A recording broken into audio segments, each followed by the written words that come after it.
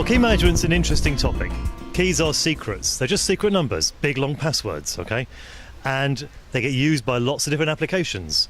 Maybe you're encrypting information in your database, maybe you're encrypting information in your storage system, maybe you're signing documents, maybe you're issuing employee smart cards to get into buildings or to access computer systems.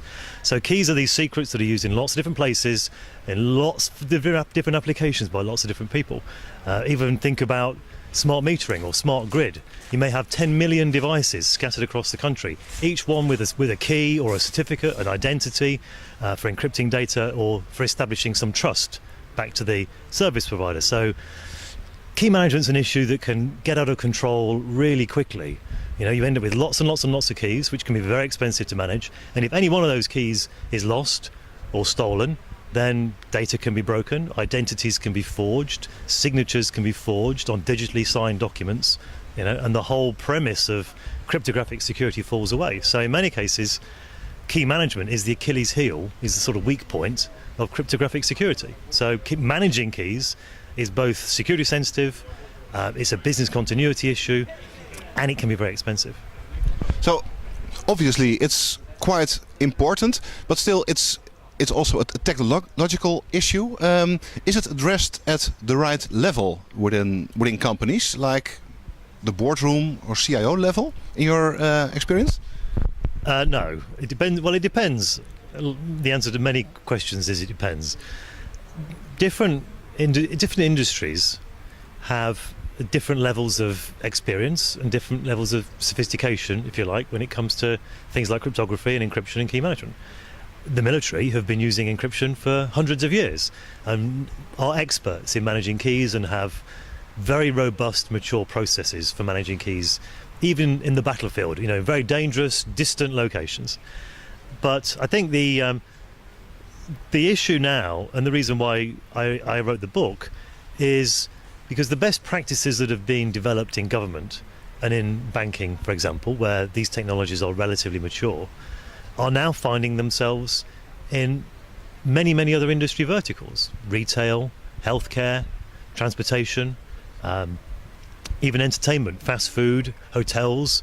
All of these companies are now subject to privacy legislation, subject to industry mandates.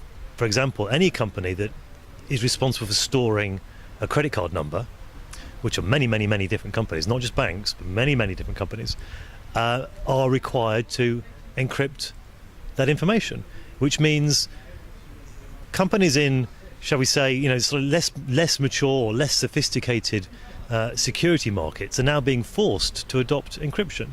And the issue there is, if a hotel goes away, for example, and encrypts a database full of credit card numbers, and they're not sufficiently aware of the issues that relate to key management, if they lose those keys, that entire database is destroyed and all of that information is lost forever. So although there's a security dimension to key management, there's a huge operational issue to key management which ties directly to business continuity.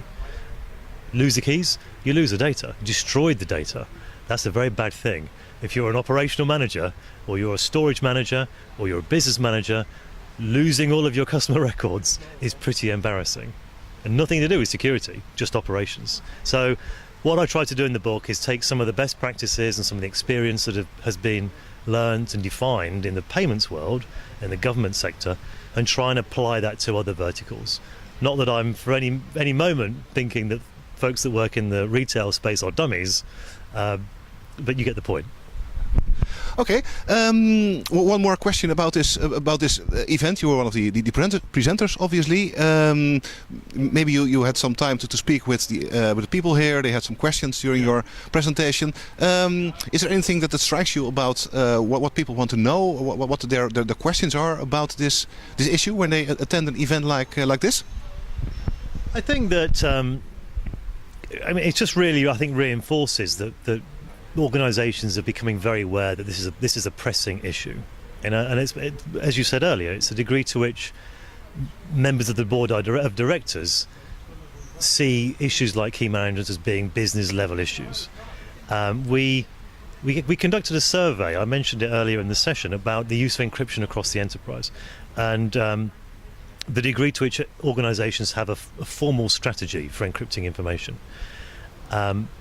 Because if you think about encryption, it's very different than maybe a firewall or an antivirus system or a patch management system, other aspects of security.